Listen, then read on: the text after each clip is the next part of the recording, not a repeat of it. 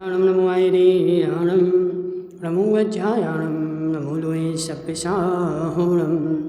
पंच परमेष्ठी भगवान के अनंत अनंत सिद्ध परमेष्ठी भगवान के एक हजार देवादेव आदिनाथ भगवान के एक हजार देवादेव श्री राम भगवान के आचार्य भगवान रवि सेन स्वामी की आचार्य भगवान विद्यासागर जी महाराज की आचार्य भगवान विशुद्ध सागर जी महाराज की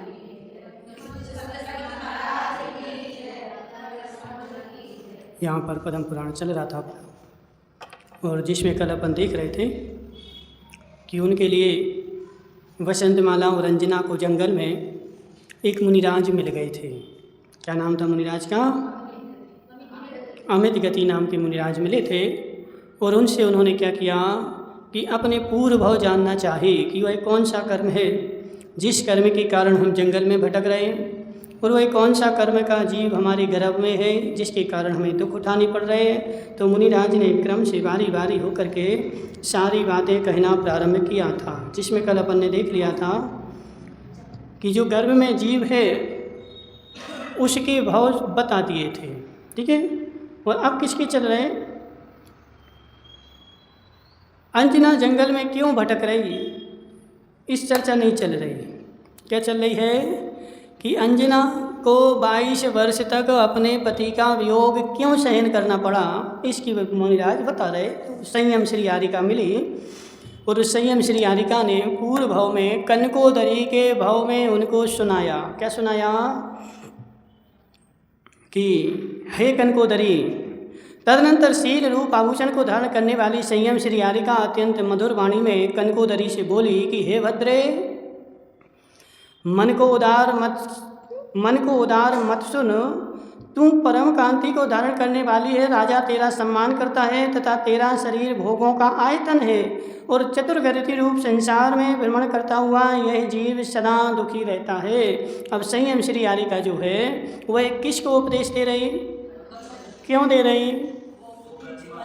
क्योंकि कनकोदरी ने जिनेंद्र भगवान की प्रतिमा को अपने घर से उठा करके बाहर फेंकवा दिया था, ठीक है। और आरिका को यह देखा नहीं गया तो आरिका जो है उनको संबोधन दे रही कि हे जीव, ऐसा नहीं करना चाहिए। तो सबसे पहले संबोधन क्या दिया, यह जीव सदा दुखी रहता है। क्यों रहता है? चतुर्गति भ्रमण के कारण।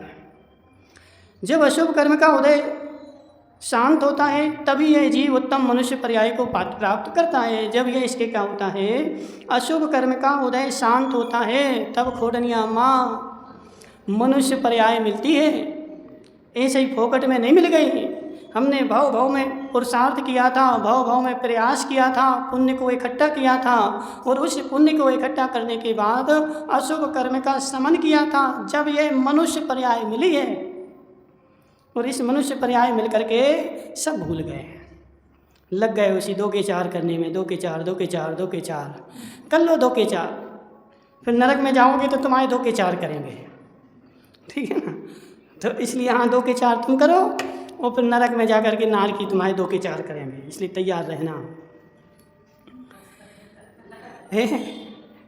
हे शोभने, तू पुण्योदय से मनुष्यनी को प्राप्त हुई है, अतः घृणित आचार करने वाली ना हो। तू पुण्योदय से मनुष्य पर्याय मिली है, इसलिए मनुष्य पर्याय में कमलेश की अम्मा घृणित आचार करने वाला कार्य मत करो।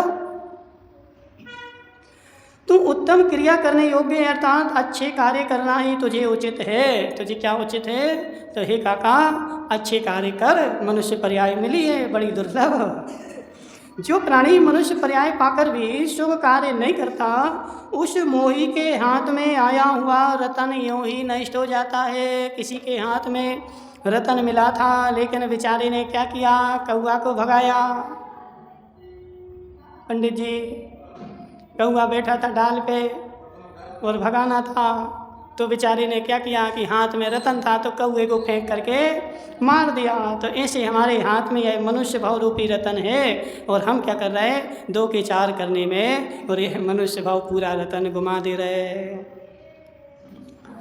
इस संसार में निंदित आचार के धारक मनुष्यों की ही बहुलता है, पर जो आत्महित का लक्ष्य कर शुभ कार्य में प्रवृत्त होते हैं वे उत्तम कहलाते हैं। अब इस संसार में क्या है, निंदित आचार करने वाले लोगों की बहुलता है, सब जगह भरे पड़े हैं। किसी भी गांव में चले जाओ, किसी भी शहर में चले जाओ, किसी भी गली में चले जाओ, सब जगह निंदित आचार करने वाले लोग भरे पड़े हैं।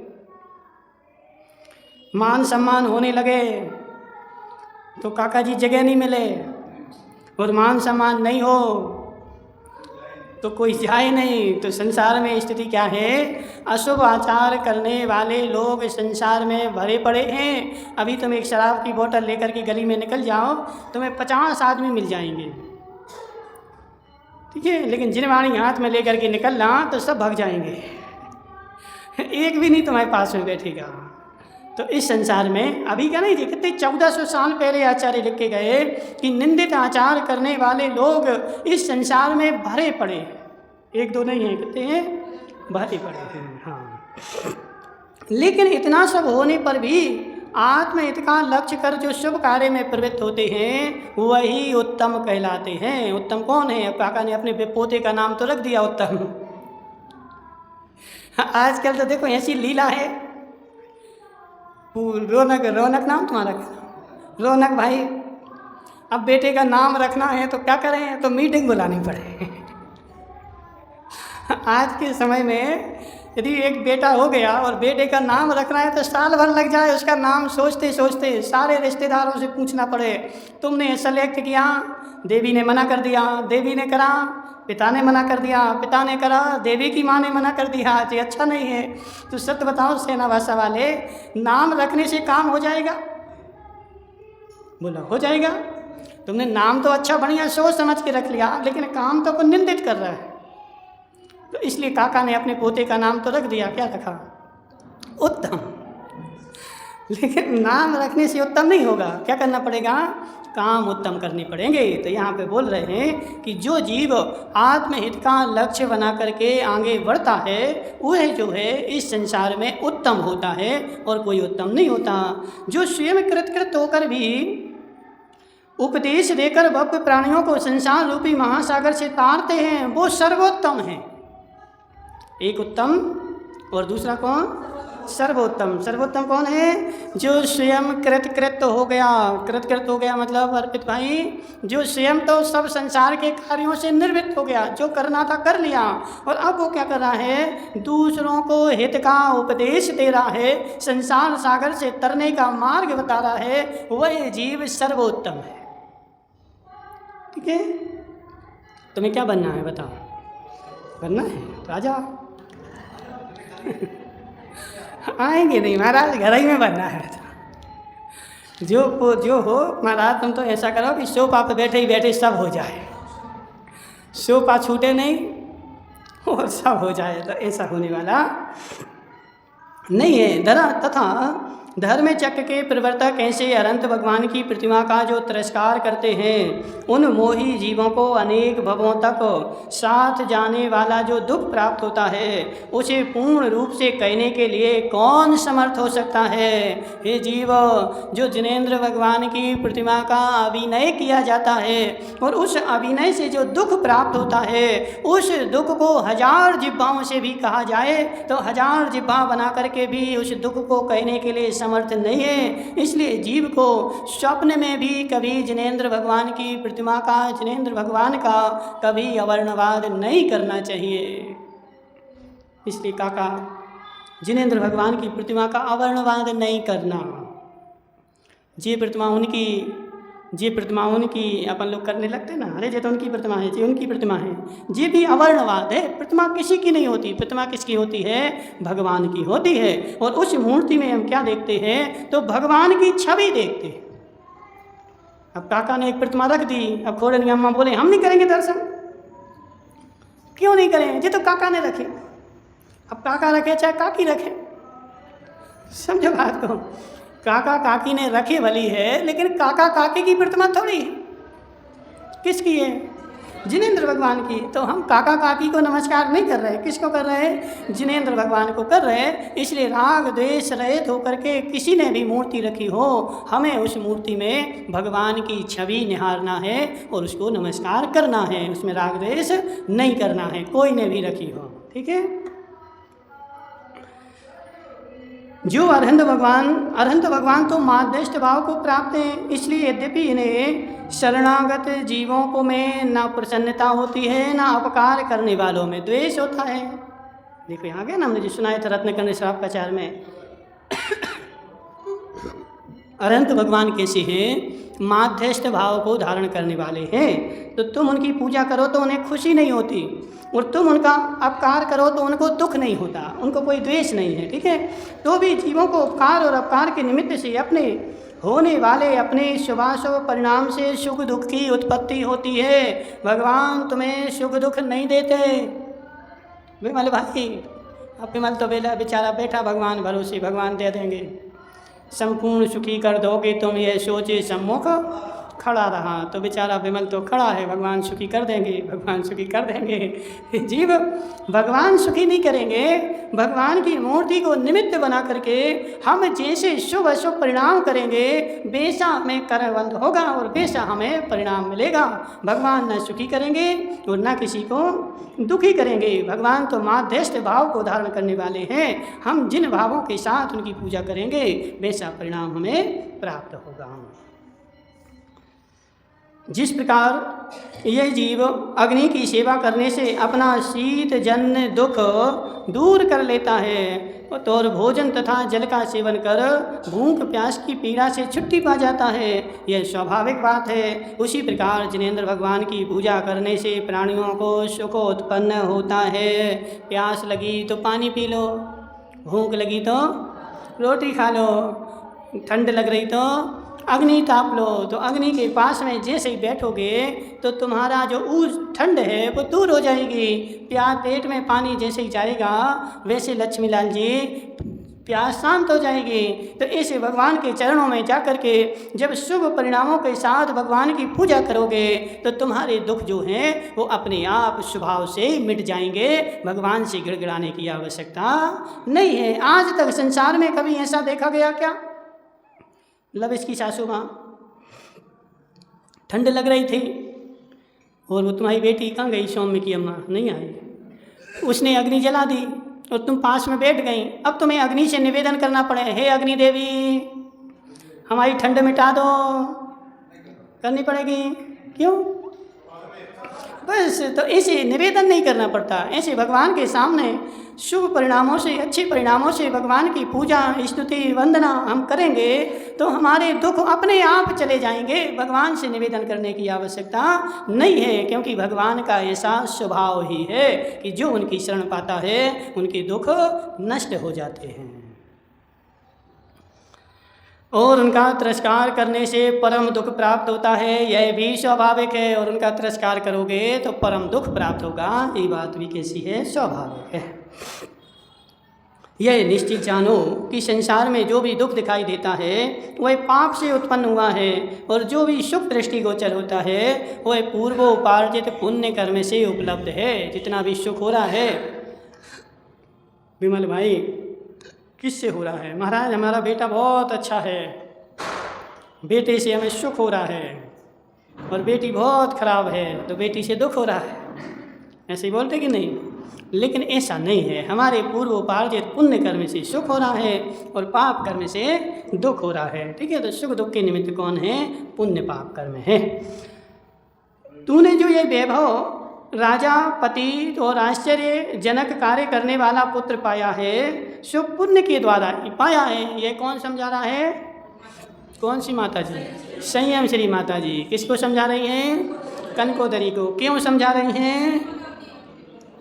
क्योंकि उसने अहंकार वश जिनेंद्र भगवान का अभिनय किया, इसलिए माता जी करुणा के वश होकर के उसको समझा रहे कि हे देवी ऐसा मत कर, ऐसा करेगी तो घोर घोर दुख तुझे भोगने पड़ेंगे। ठीक है, तभी और भी समझा रही हैं। इसलिए ऐसा कार्य कर जिससे फिर तुझे सुख प्राप्त हो। हे भव्यो, तू मेरे कहने से सूर्य के रहते हुए गड्ढे में मत गिर। हे भव्यो, तू मेरे कहने से सूर्य के रहते हुए गड्ढे में मत गिर। सूर्य तो इतना निकला है और फिर काका जी गड्ढे में गिर जाएं तो मतलब क्या सूर्य का। तो ऐसे है जीव, जब तुझे सब कुछ समझा रहे और फिर भी तू जा कर के अर्पित भाई वही का वही काम करे, वही का वही काम करे, तो इसका मतलब है सूर्य के रहते हुए तू गड्ढे में गिर रहा है। ठीक है, सब कुछ समझने के बाद इस पाप के कारण घोर वेदना से युक्त नरक में तेरा निवास हो और मैं तुझे संबोधन ना करूं, यह मेरा बड़ा प्रमाद कहलाएगा।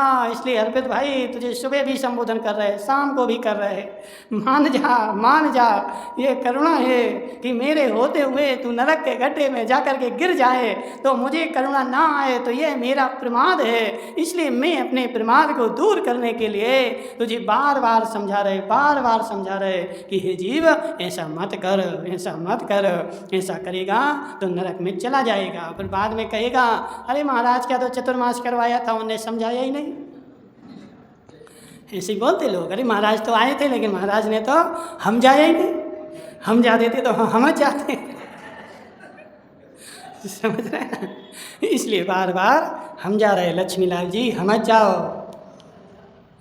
महाराज हम नहीं समझेंगे, नहीं हम जो हमारा का जा रहा। आरिका के ऐसा कहने पर कनकोदरी नरकों में उत्पन्न होने वाले दुख से भयभीत हो गई। जब आरिका ने इतना सारा संबोधन दिया तो वह तो नरक में जाने वाली थी। कौन? कनकोदरी, क्योंकि उसने अनंत भगवान की प्रतिमा का अभिनय किया था। तो वो अभिनय के समय उसने नरक के योग पाप कर्म का उपार्जन किया था। लेकिन आरिका ने जैसे संबोधन दिया तो उसको डर लगा नरक से और वह भयभीत हो गई कि अब मुझे नरक जाना पड़ेगा। उसने उसी समय शुद्ध हृदय में उत्तम सम्यक दर्शन को धारण करते हुए और आरिका से प्रायश्चित मांगा।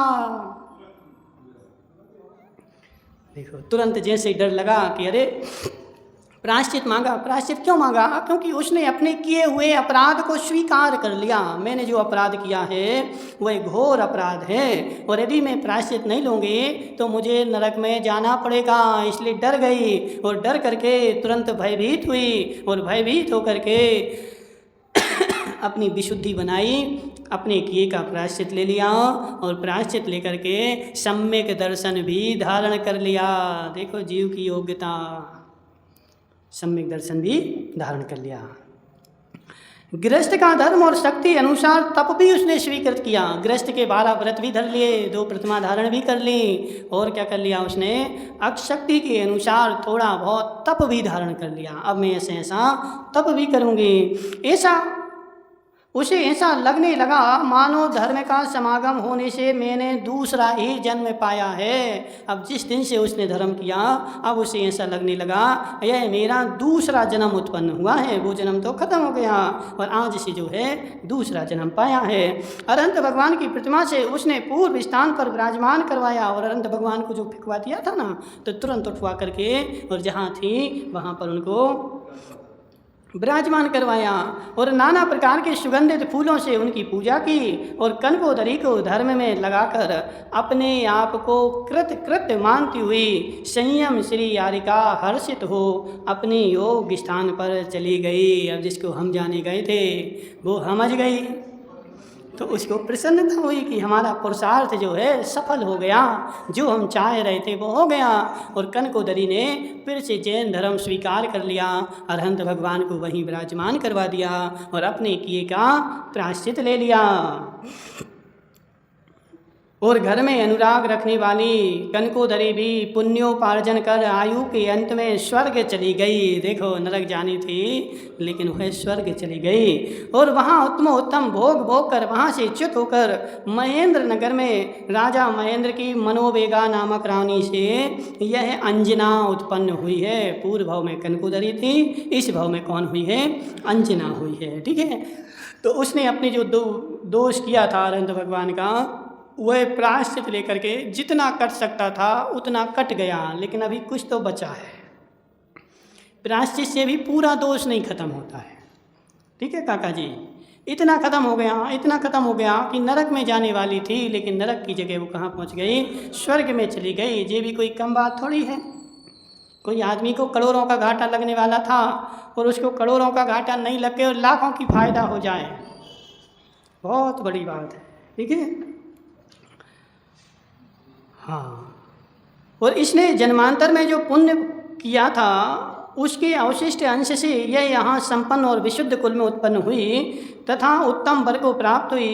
इसने त्रिकाल में पूजनीय जिनेंद्र भगवान की प्रतिमा को कुछ समय तक घर से बाहर निकाला था, उसी से यह दुख प्राप्त हुआ है। और विवाह के पूर्व जब इसने आगे मिस्र केशी विद्युत प्रभ के गुणों की प्रशंसा और पवनंजय की निंदा कर रही थी, तब पवनंजय अपने मित्र के साथ रात्रि के समय झरोखे में से छिप कर खड़ा था और उसने यह सब सुन करके रोष हो गया और रोष के कारण इसने इसको दुख उपजाया है। जब यानी कहने का आशय क्या है कि इसने क्या किया था, उस समय जिनेंद्र भगवान को अपने स्थान से अलग किया था, विरह करवाया था, उसके कारण इसको अपने पति का दुख भोगना पड़ा। अब वो तो उसने ज़्यादा समय के लिए नहीं, थोड़ा सा समय के लिए करवाया था। वो आता है, हमने भी सुना है, लेकिन इसमें नहीं लिखा है। आता है अलग अलग आगम में अलग अलग कथन होते हैं, ठीक है, लेकिन इसमें वैसा कथन नहीं है, अन्य जगह वैसा कथन मिलता है, ठीक है। तो इसमें तो लिखा है कि कुछ समय के लिए उसने भगवान का विरह किया था, इसलिए इसका लंबे समय के लिए पति से वियोग हो गया।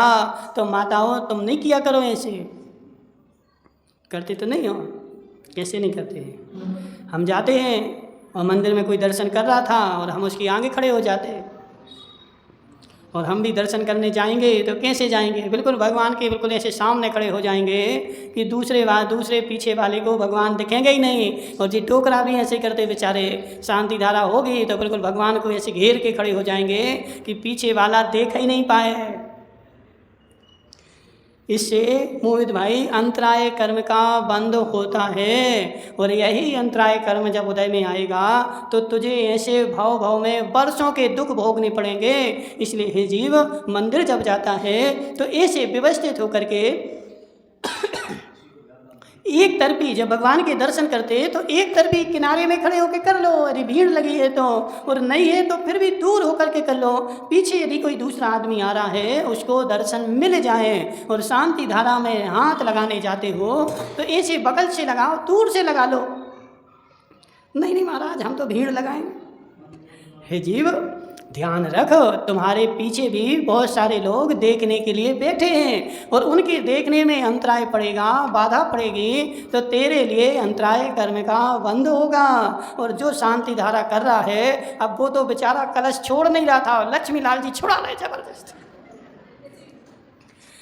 हे जीव, तो इससे भी अंतराय कर्म का बंध होगा। इसलिए विवेक पूर्वक भगवान के दर्शन करने जाते हैं तो विवेक पूर्वक दूर से करो, दूर से बाजू में खड़े होकर के दूसरा आदमी भी आ रहा है उसको भी दर्शन करने की जगह मिल जाए। हम तो भगवान के सामने ऐसे खम्बा बन के खड़े हो जाएं कि दूसरे को देखने मिले ही नहीं, तो इससे तुझे क्या होगा, अंतराय कर्म का बंध होगा। इसलिए काकी तुम नहीं करना ऐसा, दूर से कर लेना। देखो वही पुण्य मिलेगा, चाहे दूर से करो चाहे प्रतिमा के ऊपर चढ़ जाओ, ठीक है ना मोहित भाई। ऐसा नहीं है कि प्रतिमा के ऊपर चढ़ जाओगे तो तर जाओगे। अब यदि प्रतिमा के ऊपर चढ़ने से तरते होते तो जब महावीर मोक्ष जा रहे थे तो वो सब समवसरण में जितने बैठे थे सब पैर पकड़ लेते तो वो भी सब चले जाते। खुद नियम सत्य है कि नहीं, क्यों नहीं जाते? जिसके कर्मों का अभाव हुआ है वो ही मोक्ष जाएगा। भगवान के पैर भी पकड़ लो तो भी जाने वाला नहीं है। इसलिए व्यवस्थित तरीके से महिपाल जी भगवान के दर्शन करना, भगवान की शांति धारा में धक्का मुक्की नहीं करना। उनको ट्योनी मारी, उनको ट्योनी मारी जी सब जो है कर्म बांधने के तरीके है, कर्म काटने के तरीके नहीं है। अंजना ने क्या किया था, भगवान की मूर्ति को अलग करवाया था, और अलग करवाया तो लोगों को दर्शन करने में अंतराय पड़ा, और अंतराय पड़ा तो उसने अंतराय कर्म का बंद किया, और बंद किया तो इस भाव में उदय में आया तो उसको अपने पति का वियोग सहन करना पड़ा। कर्म किया था तब हंस रही थी, जब उदय में आया तब रोने को भी जगह नहीं मिल रही थी। विमल भाई ऐसे ही होता है, करता तो हंस हंस के हैं, उदय में आता है तब संसार भर में रोता पड़ता है, इन्हें ऐसा कर दिया, इन्हें ऐसा कर दिया। हे जीव, वो क्या कर सकता है, तेरे ही कर्मों का फल है। सामने वाला तो निमित्त मात्र है, कर्म किसने करे बताओ।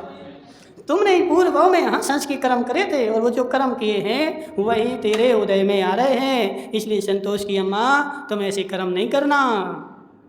मंदिर में जाओ और वहाँ जगह पे कब्जा कर लो, अब दूसरे को बैठने नहीं देंगे, हम ही बैठेंगे। ये खोडनिया भगो, खोडनिया तुम तलाटी हम इसी गांव के हैं। अब तलाटी बोले कि हम तलाटी तो इस गांव के हैं, तो हम मंदिर में बैठेंगे, हमारी जगह वर्षों से। ये खोडनिया कहाँ से आए? बाहर से आए।